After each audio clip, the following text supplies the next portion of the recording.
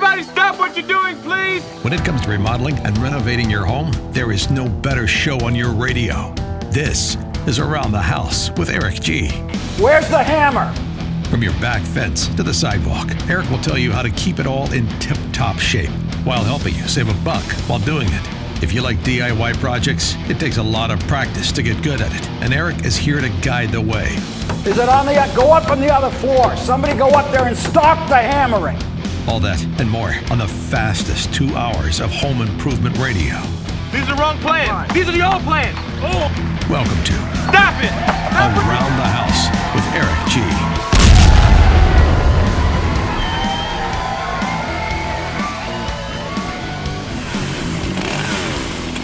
Welcome to Around the House with Eric G. This is where we talk home improvement every single weekend. Thanks for joining us. Today we're going to talk about our Pro Insider Special. This is where we talk about things in the residential building and design trades out there.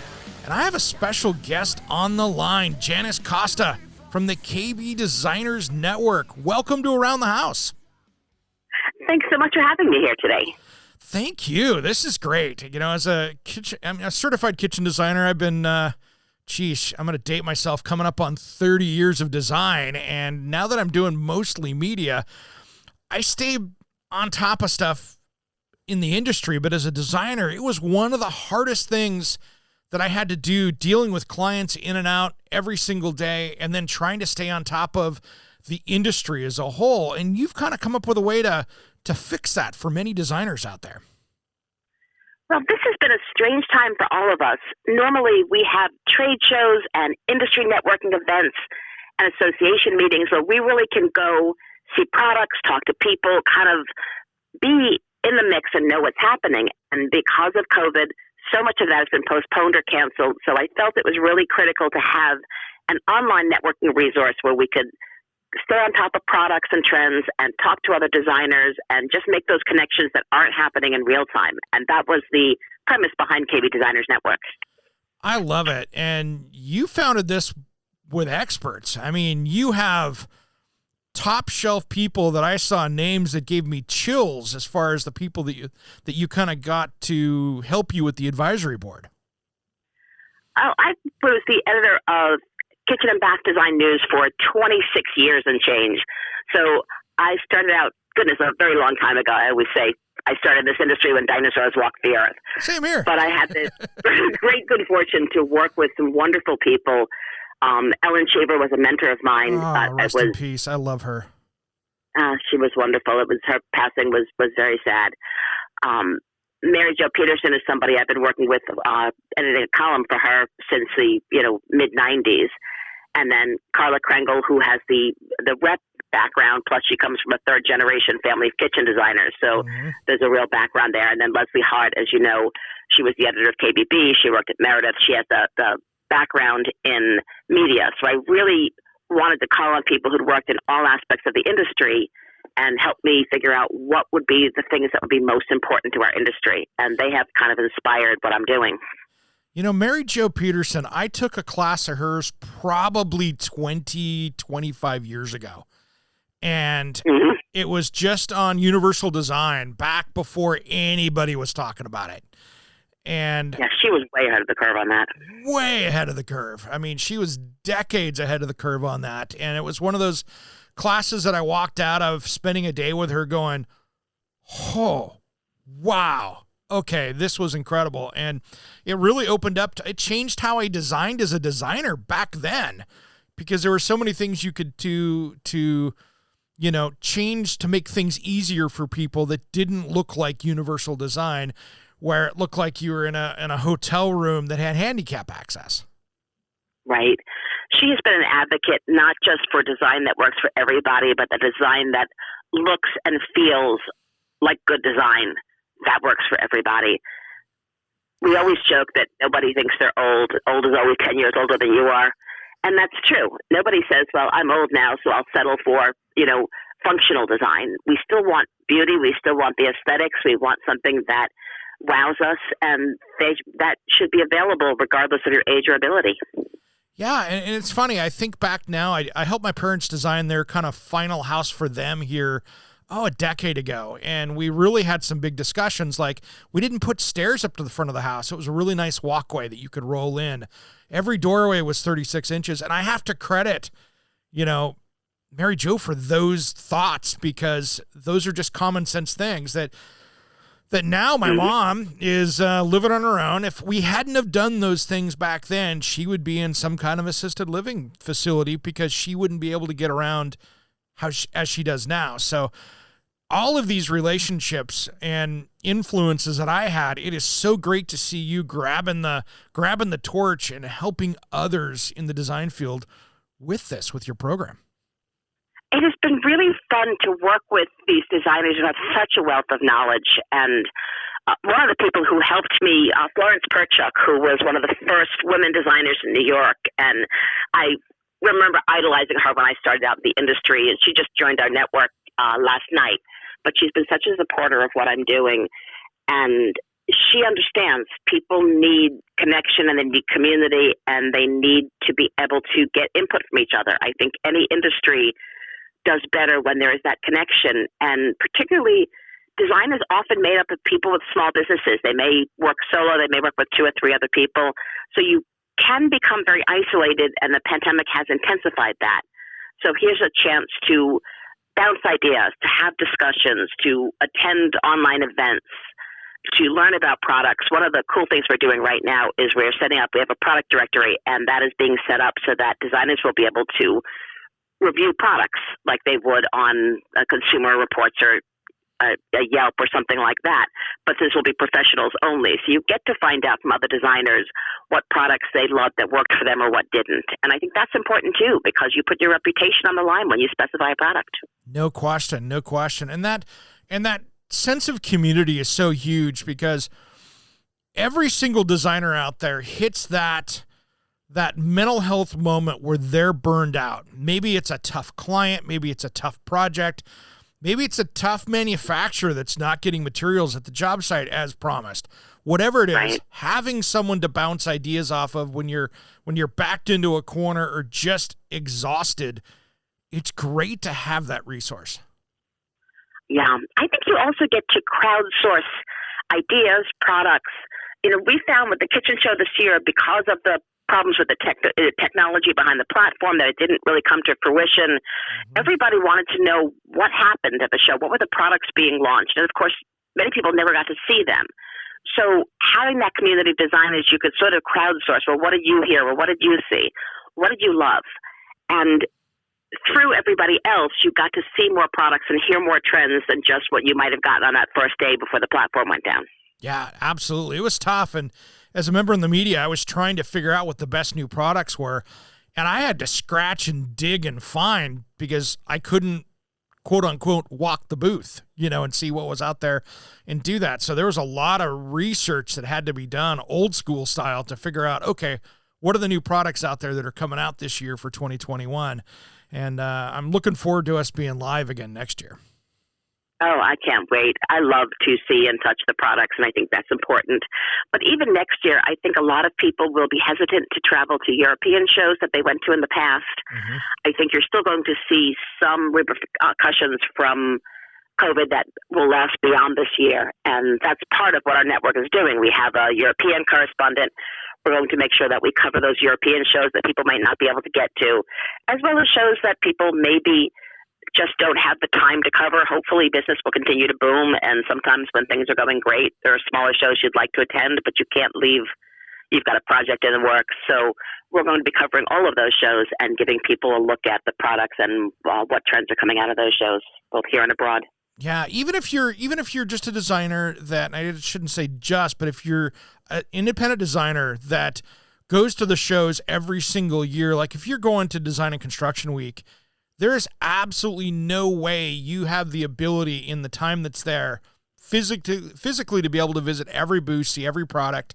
You're trying to highlight and see what grabs your eye. So having that team around you is great to be able to network with, because then you can get there after the first day and somebody goes, hey, did you see this over at that booth? Now that gives you that opportunity to go chase it down and find it where maybe you'd have walked right past it. Absolutely. I think I walked 26,000 steps the first day of the last live event. And I still, at the end of the day, was saying, what did I miss? Because there's so much. And that's wonderful. It's one of the best things about our industry. That is, there's so much as far as new products, as far as finishes, colors, functionality. And you're not going to see it all. So having a network of people to crowdsource those ideas and being able to have a professional team of people who work in this industry to tell you what's new, what's exciting, what's going to be a game changer. I think that's really great. It really is, and I think being, kind of one of the first to figure out and know what's coming on trend-wise is so important because, your clients come in, maybe they've been seeing stuff on anything from Pinterest to home and garden television or whatever else, and they've got an idea about doing something, and they expect you to be the expert. They expect you to know more about them, about that product or that design feature. The second, they walk in the door and ask you a question about it versus, oh, let me go look that up. The more you know in that instant meeting that happens, the better covered you are and the more they're going to kind of trust in your process. Absolutely. Consumers are more educated today because they can look up so much online. There's television that highlights design products and features. It's not just reading magazines. It is, we're saturated with home design information, and you can find almost anything online. So you have to bring more to the table. You have to be that expert that can tell them what's new, what's coming out. You got to inspire confidence. Are these products good?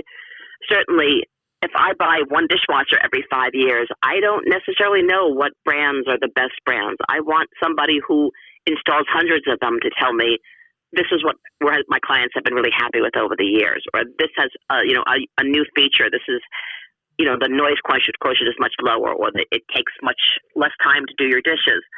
I want to know all those benefits from somebody who truly knows them, not from what I'm reading in the sales copy. Yeah, and things like noise right now are going to be, I think, one of the hottest subjects moving forward, with health and wellness and the other stuff. I think noise in a home and controlling that is going to be, even moving forward when the kids are back in school and everything else, there's so many people that are going to be working from home. I think controlling noise is going to be another design element that is high on the list like never before. It's actually fascinating because I have always been somebody who likes to have a quieter home when I work. I've been working home 6 or 7 years now. And the sound bounce, everybody likes these open layouts, but these open layouts mean if you have ventilation that's loud, or a dishwasher that's loud, or a washing machine that's in a room and on your main floor, that is really distracting, whether you're talking on the phone, doing a Zoom call, just trying to think. It is absolutely going to be more important than ever before. And I think you're going to see, now that we can work remotely, now that kids can learn remotely, we're going to use that in some capacity. Maybe people go back to the office but work home a couple of days. Maybe kids go back to school, but instead of snow days, they do remote learning days. So I think we have to rethink our home for not just the place we go at the end of the day, but a place that we can function all day long with multiple family members, with multiple priorities. Yeah, I think it's going to change things a lot. I mean, think of how it's going to change now. I see in the future, for us folks that live in the northern states, those snow days are going to be, oh no, they're just going to be virtual days now. I think we're going to see that snow day not happening anymore because, we'll just Zoom in for class today. Absolutely, and it's a wonderful thing to be able to do. If you had a meeting and the weather is bad and you don't want to travel, my father is a college professor. He is 84 years old, and he teaches 45 minutes away. He should have retired years ago, but he doesn't want to. He loves what he does. And my mom will sit there and say, "Oh, please don't drive in today. It's icy. It's rainy. We're predicting a snowstorm." And he says, "Well, I'll do that when I'm old." I keep saying, "Dad, you are old."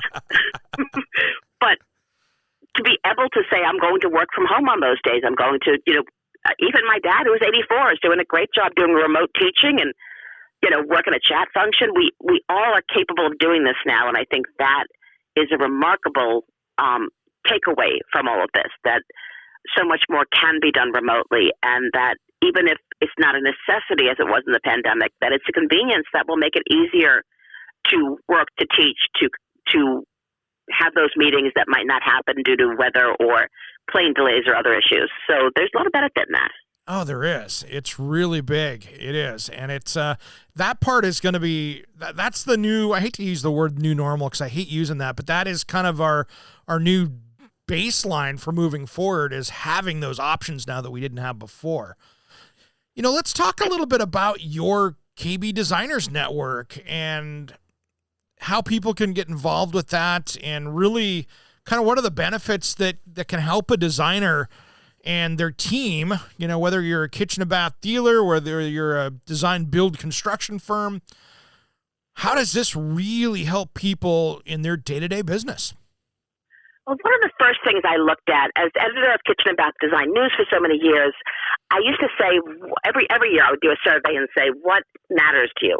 What do you guys want to read about? What do you care most about? And of course, the number one thing was always new products. You just can't get enough new product information out there. And I realized that there was not enough information going out there.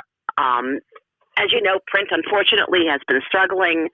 Many of the magazines that exist are doing lower frequencies with the pandemic and everything else. So I said, what if I could put together a monthly online magazine of all the products out there, not just the products that, a section, but an entire magazine full of products every month, and showcase everything that's new and cool. And that's where I started. That was my main concept. So we have a monthly e-magazine with all of the new products that come out in the industry. We also do a specialty products newsletter, Fabulous Finds, that the things that you may not see, the things that aren't going to be at a kitchen show, but they're those unique pieces that are going to help you to personalize the space and give somebody that something special that might sell the job for you.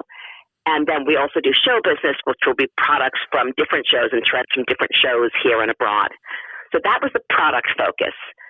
Then we sat there and said, well, we need some educational events. We just finished one. We sat down with the editor of Better Homes and Gardens and Chris Abadi over at Novitat Communications, and Maggie Heritis, who is a writer with some of the home magazines, and said, can you tell people how to go about getting their work published? How do they get their work out there? And we had a great panel discussion about the best ways designers can get their work in front of people, because now more than ever, it's important to have your work published, whether it's online, whether it's getting onto podcasts like this, whether it's in magazines. So we had a great chat about that. And we do a monthly event to educate people about anything from design to media to marketing, just to kind of keep people thinking and moving forward, because, things are changing fast these days. No kidding. Then we have discussion boards where people can chat with each other, and the networking. I think that's really important, to have a place where you can say, I'm having problems with a difficult client, and this is the situation. Have you been in that situation? What did you do? What do you think, would be helpful? And then we have individual articles on everything from promotion, how to promote your business, to design resources, color trends, things that are happening all around, but maybe you haven't had time to stay on top of.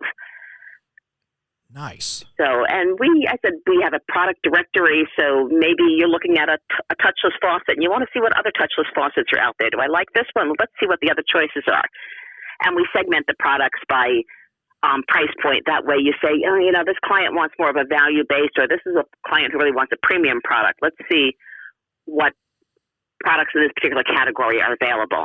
So they can do a quick search for any product that they're looking for, and they can search by type of product or by manufacturer name or by price point. And it gives people a chance to really see some of the cool stuff that's happening, to find things quickly. And we also do video interviews with some of the big name experts in the field. So you can learn about technology or accessible design or social media. So we try to give a little bit of everything, a lot of resources, and an opportunity to make those connections that will help people do their jobs better and find those products that will be valuable as time goes on. And then finally, as we move forward, I was a big fan, and I am a big fan of the association meetings, the local meetings. You get a chance to network. But sometimes you want to talk about marketing. You don't necessarily want to talk with your competitors. You want to talk with, right? people who are not in your area.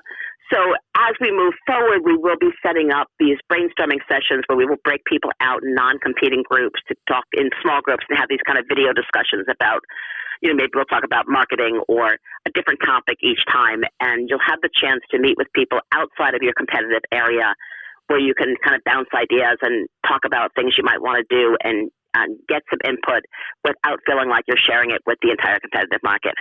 Yeah, I can't tell you how many design meetings I've been at with different organizations, and I'm sitting there going, oh, that's a great marketing idea. That's awesome. And there's my 4 biggest competitors that just heard the same thing. And we're all racing to go see who can get started on this first, as we go running out the door. I mean, it's funny, but it's so true. It's so true.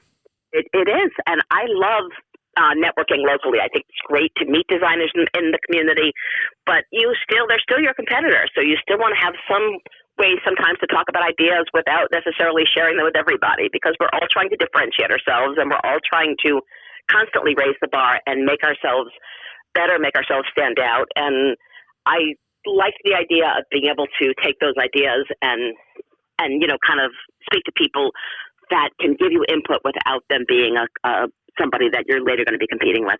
Yeah, no question. I love it when the designers in the community are all getting along. It hasn't always been that way.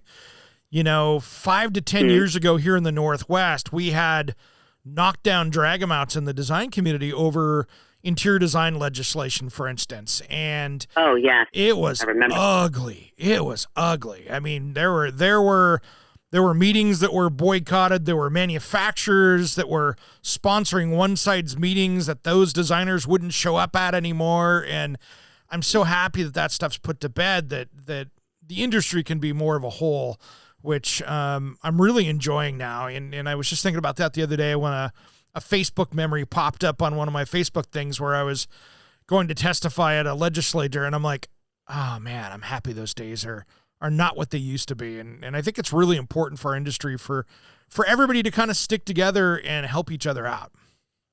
It is. One of the things when I started asking my advisory board and then some of the more experienced members of our community, and I said, would you guys be willing to do some volunteer mentoring?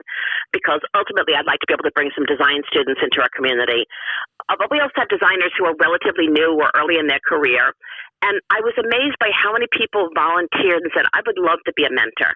I would love to pass on what I've learned and help, because that's how you build the industry. And that was really heartwarming to me, that people are at the point where they want, they've reached success in their career, and instead of saying, how much more can I make, they started to say, how can I give back? How can I encourage others?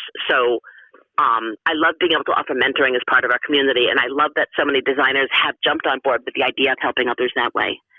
Well, that's how we all got started at some point. There was somebody that, whether we went to college and got out and tried to take that and apply it in the real world, or we just learned it the old school fashioned way with hard work and skill and learning from others, we all had to gain that knowledge from somebody putting their arm around you saying, all right, kid, I'm going to help you get there.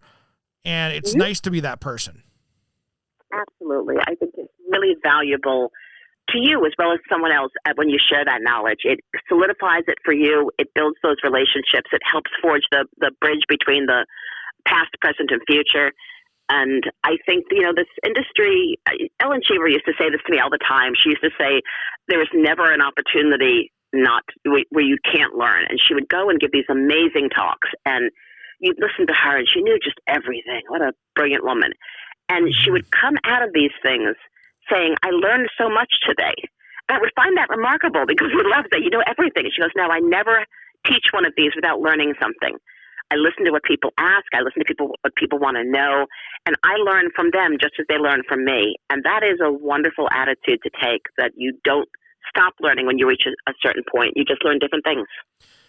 It was probably 10 years ago. I gave her a ride to the airport because I was a board member of the NKBA at the time, of our local chapter, and I gave her a ride to the airport. And I learned more in that ride to the airport talking kitchen and bath design than I did probably in many years of other seminars, just having that open discussion. And she was such a gift to the industry.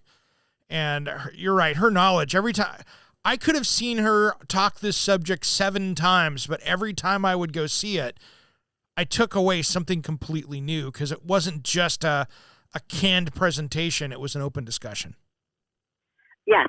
Carla used to tell me this, and the first time Carla mentioned it, I laughed because I could picture Ellen saying it, that anytime you asked a question, Carla had gone to one of Ellen's seminars when she was early in her career, and she asked a question, and she said, I realized later it was a really kind of beginner's question, and I was a little embarrassed.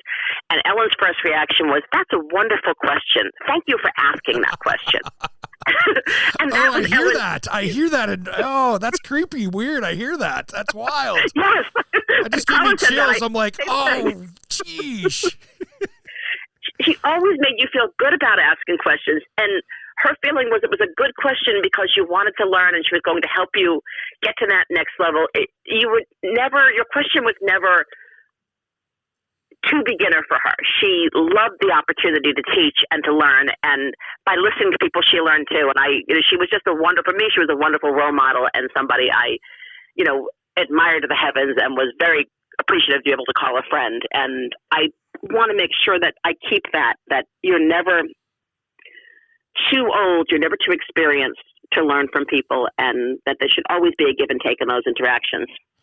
Yeah, as she was starting to retire, I watched her kind of on her last, I went and saw her again on her last speaking tour that she did when she came back into the Northwest again. And you could tell she just had this drive to give out more information kind of one last time to our group. It was her last time going around speaking, and she just wanted to get that information out and help people. And that's so rare. And there's so many great people in our industry, but to have that level of knowledge and that ease of conversation with every level designer was a massive gift, just a massive gift. Absolutely. She was one of, she really was queen of the industry, but she knew it for a million years. She always had time to share it. She was never too busy to stop and answer a question. And I was really glad that she got to donate her, the bulk of her work to the library before she passed, because it was something that put all of her information in one spot that people can go and enjoy it. That's going to be great. That's going to be great. I mean, that's part of this, as we see one generation kind of go in and new ones come in, being able to pass that off and even use your organization to be able to learn from that is so key, because, people like you, like myself, other people out there in the industry have seen so much and dealt with so much. You just don't go take a community college design class and get out knowing everything. I don't care what school you went to. It takes years to get a really good, solid footing to really understand the direction of all the thousands of things that can go wrong on a project. And true. Trying to stop those little dam leaks. You only have 10 fingers, and that knowledge sure helps you in the long run and makes you a much better designer. I agree. I think there's a certain amount you can learn in school and sessions, but so much of it is hands-on, and so much of it is you learn you learn much more by what goes wrong than about what goes right. So you kind of need some of those mini disasters to figure out what to do going forward. You need that client who's so difficult to help you figure out how to manage the relationship from early on to avoid that situation, or how to make sure that you pick a client and that you make sure there's a good fit from the beginning. And with installation, we all know things can go wrong and we may have nothing to do with it, but we still need to be able to address that with a client who was counting on having that kitchen ready for Thanksgiving, or, they had expectations that weren't met. And how are you going to manage that situation? How are you going to solve a problem when, you get the cabinets and it's the wrong door color, it's the wrong door style. That happens in real life. We all have this fantasy of how it's going to go, but of course, life does not meet the fantasy.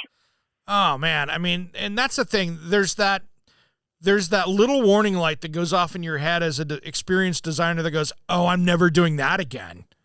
And that burns you. And there's so many things that can be learned, even from the manufacturers learning from designers as well.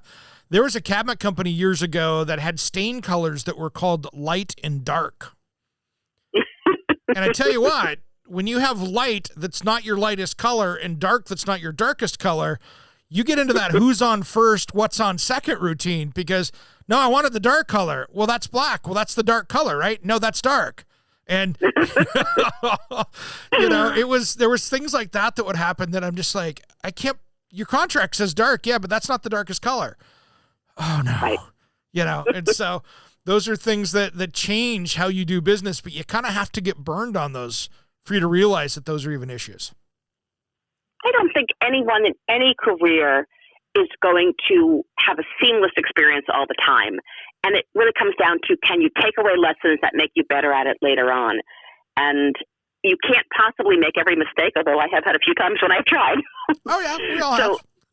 Learning from other people's mistakes, learning from their success stories, I think that makes you better as a designer. It makes you better as a professional. And that is part of why you want to network and not just stay in an insular community, but to meet people in the design world, to meet people in different aspects of the design world. You learn more if you understand everyone's role in the process. So being able to connect not just with other designers, but with builders, but with reps, but with manufacturers, help to create a scenario where you really can see the big picture and you're in a better position to problem solve.